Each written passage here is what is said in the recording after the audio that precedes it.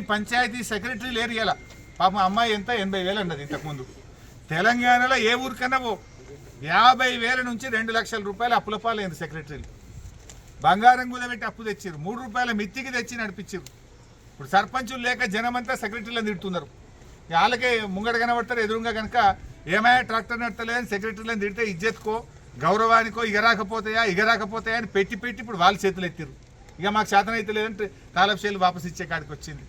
అప్పు లేని పంచాయతీ సెక్రటరీ తెలంగాణలో లేడు. మాజీ సర్పంచుల బిల్లులు ఈ రోజు వరకు విడుదల కాలేదు. పాపం దిగిపోయి ఏడాది అర్థమైనా మాజీ సర్పంచులకు పెండింగ్ బిల్లులు ఇస్తలేవు. పంచాయతీ సెక్రటరీల పెండింగ్ బిల్లులు పడతలేవు. మన ఊరు మనబడి స్కూళ్ళు కట్టి ఇవాళ మొత్తం ఆగమైపోయి స్కూళ్ళకు తాళాలు వేస్తున్నారు కాంట్రాక్టర్లు వచ్చి. ఇవాళ ఎస్సీ ఎస్టీ గురుకుల పాఠశాలలు మైనార్టీ గురుకుల పాఠశాలలకు కిరాయిలు రాలేదని ఓనర్లు వచ్చి తాళాలు వేసే పరిస్థితి వచ్చింది. ఇదాను మా తెచ్చే మార్పు అంటే ఇదే దాన్ని మేము అడుగుతా ఉన్నాం. ఇవాళ క్యాబినెట్ మీటింగ్ ఉంది 3 గంటలకు అంటున్నారు. వెంటనే క్యాబినెట్ మీటింగ్లో చర్చించండి. వర్షాకాలం ప్రారంభమైంది, డయేరియా అంటురోగాలు వచ్చే ప్రమాదం ఉంది. తక్షణమే గ్రామ పంచాయతీలకు నిధులు విడుదల చేయండి. సర్పంచుల పెండింగ్ బిల్లులు క్లియర్ చేయండి.